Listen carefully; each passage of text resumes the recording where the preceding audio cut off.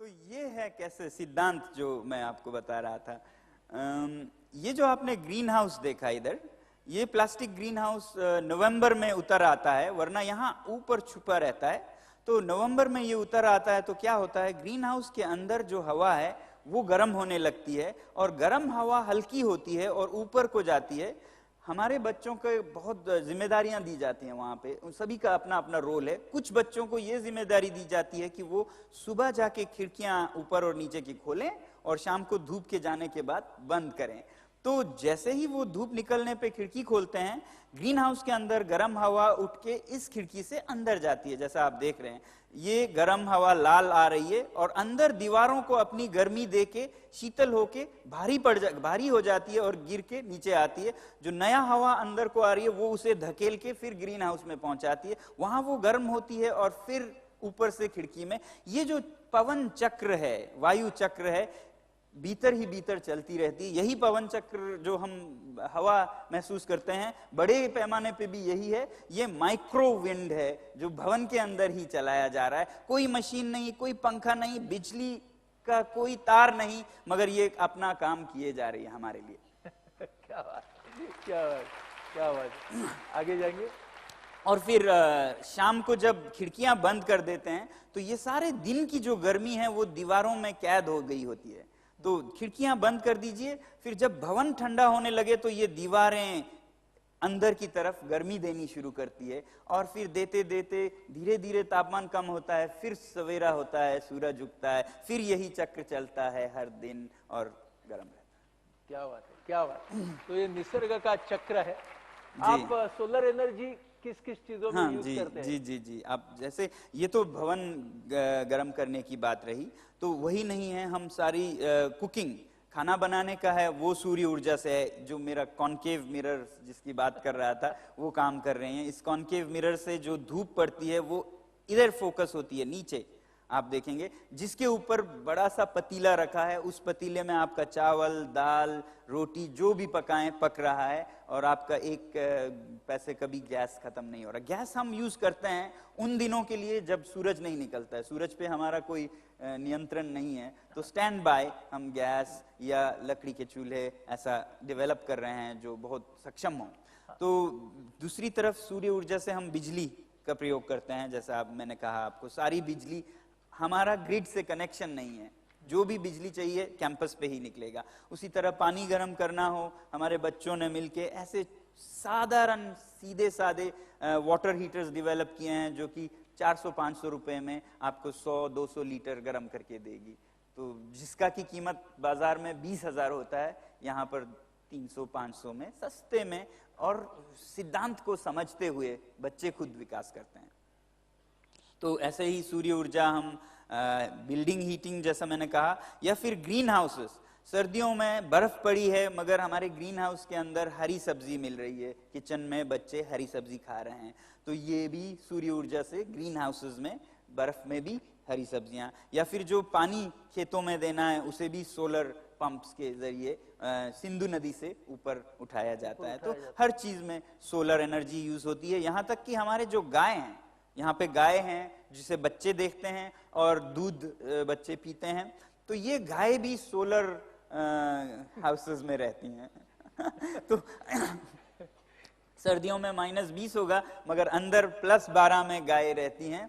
और आपको बताऊं कि जब +12 की गर्मी उन्हें देते हैं तो बदले में वो भी कृतज्ञ होके दुगना दूध देती है। वो क्यों? इसमें भी साइंस है। लद्दाख में ऐसा माना जाता है कि सर्दियों में तो गाय दूध देना बंद करती है, कोई उम्मीद भी नहीं करता है गाय दूध देगी सर्दियों में।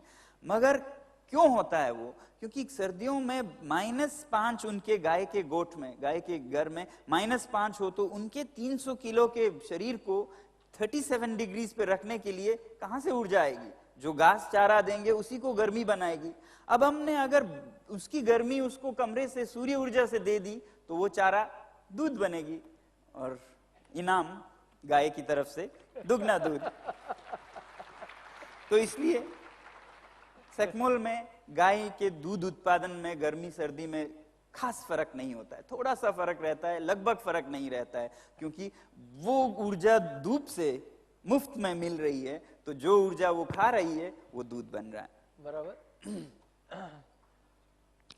तो स्कूल के बारे में जरा सा कैसे किस शैली से पढ़ते हैं बढ़ते हैं बच्चे, इसके बारे में जरा सा बताऊं। ये स्कूल अजीब सा है इसलिए कि इसे बच्चे चलाते हैं, बड़े बहुत कम इसमें इंटरफेयर करते हैं। इस स्कूल को हम एक देश की तरह चलाते हैं। इस देश की अपनी एक सरकार बनती है हर 2 महीने में। तो बच्चे सरकार बनाते हैं, उसमें वो पोर्टफोलियोज लेते हैं, कोई मैनेजमेंट में प्रेसिडेंट का काम करते हैं, कोई इलेक्ट्रिसिटी को संभालता है, कोई प्लांट्स और क्या कहते हैं हम फॉरेस्ट्री को संभालता है, कोई डेयरी एनिमल हस्बेंड्री गाय को संभालते हैं, सोलर इक्विपमेंट को संभालते हैं। तो हर 2 महीने में वो उनका सेशन होता है, उसमें वो प्रेजेंटेशंस देते हैं कि उन्होंने 2 महीने में क्या किया, और अगला जो नया गवर्नमेंट बनती है वो लक्ष्य रखती है, उस पर कार्यान्वयन करती है, फिर उसका रिपोर्टिंग करते हैं। इन्हीं को तो हम लाइफ स्किल्स कहते हैं, मगर हम लाइफ स्किल्स भी किताबों से सिखाने चले आते हैं। तो लाइफ स्किल्स तो लाइफ से सीखें ना। तो यही है कि बच्चे करके सीखें, अपना लक्ष्य कैसे रखें, goal setting, execution, communication, answerability, accountability, ये सब वो स्कूल को चला के सीखते हैं। और फिर चलाने के लिए बहुत स्टाफ और मैनेजमेंट की जरूरत नहीं होती, क्योंकि बच्चे इसे चला के सीखते भी हैं। तो विन विन सिचुएशन है। उसी तरह जैसे मैंने कहा, ये सारे रिस्पॉन्सिबिलिटीज, ये सारे पोर्टफोलियोज बच्चों को दी जाती है। एनिमल हस्बेंड्री हो, गार्डन्स एंड फॉरेस्ट हो, पावर डेवलपमेंट हो, या फिर किचन का हो, सब बच्चे करते हुए सीखते हैं। और फिर अपने लिए वो खाना पैदा करते हैं, दूध पैदा करते हैं। इसलिए ये स्कूल और ये संस्था एक ऐसी संस्था है जो पूरी तरह स्वावलंबी है। कहीं से कोई ग्रांट्स नहीं लेती है ये संस्था, क्योंकि हम कहते हैं 1/3 तो हम पैदा करते हैं, एलिमिनेट करते हैं, अपना खाना खुद बना रहे हैं, ऊर्जा सूरज से ले रहे हैं, तो बजट की जरूरत नहीं है, डोनर्स की जरूरत ही नहीं है। 1/3 हम जनरेट करते हैं। स्कूल में अंतर्राष्ट्रीय स्कूलों से एक्सचेंजेस होते हैं, तो वो पे करते हैं, और 1/3 हम खुद कंट्रीब्यूट करते हैं। इस तरह से 3/3 मिलके ये स्कूल स्वावलंबी है। स्वावलंबी है जी। तो यहाँ पे जब साइंस सीखते हैं तो बच्चे करके सीखते हैं, प्रैक्टिकली। जैसे जर्म थ्योरी आप सीख रहे हैं, तो एक तरफ हम जर्म थ्योरी को समझने के लिए जैम बनाएंगे, जिससे कि आपका खाना साल के लिए प्रिजर्व भी हो जाता है, और बच्चे जर्म थ्योरी भी सीखते हैं। तो हर साल एप्रिकॉट्स, हमारे यहाँ पे खुबानी एप्रिकॉट्स होते हैं, तो एप्रिकॉट सीजन में गांव में जाके बड़ा सा, जिसे हम कहते हैं जैम पिकनिक करते हैं। कुछ वोकेशन भी सीखते हैं। आगे चल के कुछ बच्चों ने जैम का बिजनेस शुरू किया है इसी को सीख के, और दूसरी तरफ साइंस भी सीख रहे हैं, तो उस तरह से वो करते हैं। कैंपस का, जैसा मैंने कहा, एक छोटे देश की तरह चलती है। कैंपस का अपना एक रेडियो स्टेशन है, अपनी एक अखबार है, campus times, campus radio. Campus time, हमारे कैंपस का समय भी भारतीय समय से 1 घंटा आगे चलती है। वो क्यों, जरा बताइए।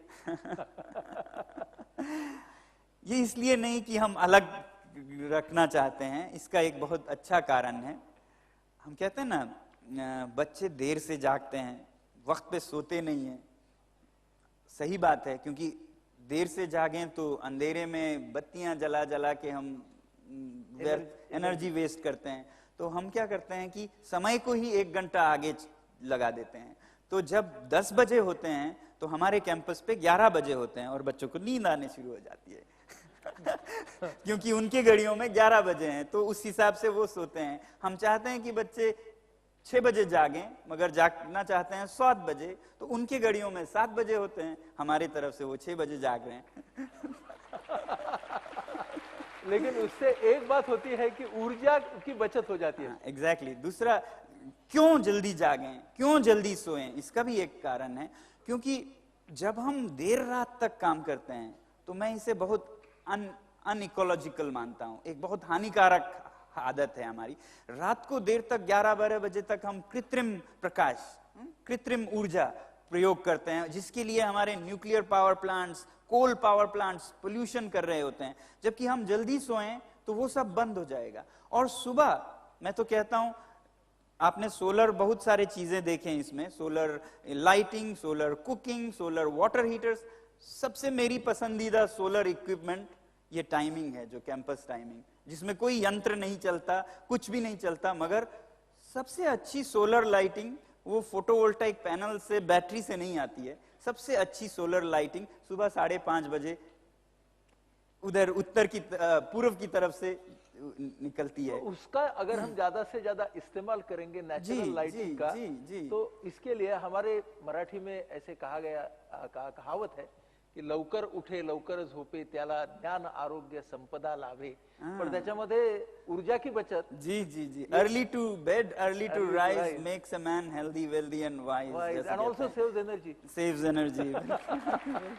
ओके, तो ये जो युवा पीढ़ी जो आजकल 9 बजे तक सोती है, मैं उनसे कहता हूं, अगर आप और प्राणियों का कदर करते हैं, कीड़ों का, पक्षियों का, पंछियों का, पेड़ों का, तो जल्दी जागिए, क्योंकि आपके जल्दी जागने से आप सूर्य प्रकाश, सोलर लाइटिंग इस्तेमाल कर रहे हैं बिना पैनल, बिना बैटरी के, और आप इतनी बिजली बचा रहे हैं। मैंने एक कैलकुलेशन की थी कि अगर पूरी दुनिया जल्दी सोए और पहले प्रकाश के साथ जागे, तो पता नहीं कितने सैकड़ों न्यूक्लियर पावर प्लांट्स बंद हो सकते हैं और हजारों कोल पावर स्टेशंस बंद हो सकते हैं, सिर्फ हमारे सूर्य प्रकाश के साथ जागने से।